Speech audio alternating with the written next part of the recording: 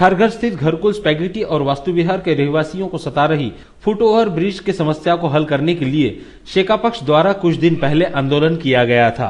इस आंदोलन से पहले इस हाईवे पर कई लोगों ने अपने प्राण गंवाए थे। इसीलिए इस बात को गंभीरता से लेते हुए सार्वजनिक निर्माण विभाग के कार्यकारी अभियंता जवनजाल ने 15 अगस्त को काम की शुरुआत करने का आश्वासन दिया, मगर अब तक काम शुरू नहीं हो पाया था। हालांकि इसकी वजह क्या थी, इसके बारे में न शेका पक्ष के स्थानीय नेताओं को पता चल पा रहा था और न ही स्पैगेटी घरकुल और वास्तुविहार के रहवासियों को।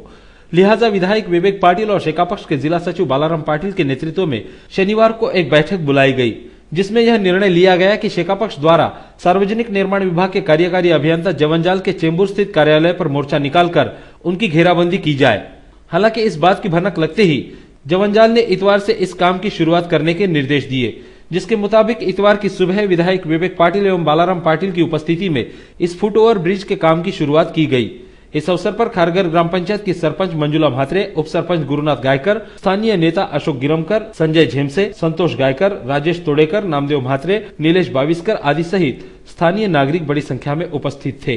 इस दौरान बालाराम पाटिल ने हमारे कैमरे के सामने अपनी प्रतिक्रिया जाहिर करते हुए ठाकुर पिता पुत्रों की पोल खोली और फुट ओवर ब्रिज को हुई देरी की वजह उपस्थितों के समक्ष रखी।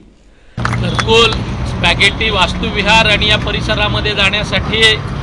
सायन पनवेल हायवे क्रॉस करताना या विभागातील अनेक निरपराध नागरिकांचा बळी रस्ता क्रॉस करत असताना गेलेला होता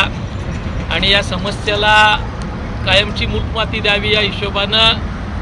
या विभागातील नागरिकांच्या पाठपुराव्यानं, त्यांच्या सहभागानं शेतकरी कामगार पक्षाच्या माध्यमातून या ठिकाणी आपण एक आंदोलन उभं केलेलं होतं आणि त्याच्यामध्ये आपली जी मागणी होती की या ठिकाणी फुट ओव्हर ब्रिज झाला पाहिजे, त्या मागणीच्या दृष्टीनं हा रस्ता रोखण्याचं काम आपण या घरकुल, स्पॅगेटी, वास्तुविहार आणि खारघरमधील अन्य या विभागामध्ये राहणाऱ्या नागरिकांच्या सहकार्यानं केलेलं होतं। प्रामुख्यानं या विभागातील 800,000 महिला त्या ठिकाणी या आंदोलनासाठी पुढे आलेल्या होत्या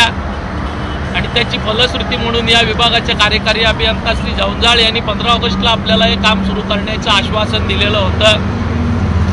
15 ऑगस्टला आपल्या समोर समस्त उभं राहून त्यांनी या ठिकाणी भूमिपूजनाचाही कार्यक्रम केलेला होता।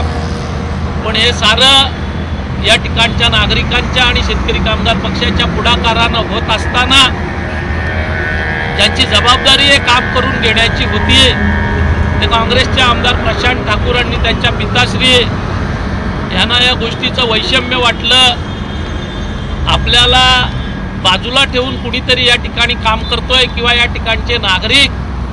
आपल्या बरोबर न येता शेतकरी कामगार पक्षाच्या बरोबर जाऊन काम करून घेतात, याचं दुःख वाटल्यानंतर या मंडळींनी संबंधित कार्यकारी अभियंता, एससी, त्यांच्या अन्य वरिष्ठ अधिकारी यांना बांधकाम विभागाचे राज्यमंत्री रणजित कांबळे यांच्या दालनामध्ये बोलवून हे काम जास्तीत जास्त उशिरा कसं होईल या दृष्टिकोनातून प्रयत्न केला आणि त्याच्यातून ड्रॉइंग्स तयार नाहीत, डिटेल्स नाहीत अशा सबबी सांगत आतापर्यंत हे काम रखडलेलं होतं। गेल्या 8 दिवसापूर्वी घरकुल स्पॅगेटीमध्ये आपली जी बैठक झाली त्याच्यामध्ये आपण काल 7 तारखेला या ठिकाणी चेंबूरला त्यांच्या कार्यालयावर जाण्याचा निर्णय घेतला होता आणि याची कुणकुण पीडब्ल्यूडीच्या अधिकाऱ्यांना लागल्यानंतर तातडीनं या मंडळी तुमच्या आंदोलनाची मागची आठवण त्यांना आली असावी, पुनरुपे अशा पद्धतीचं संकट आपल्यावर येईल या भीतीनं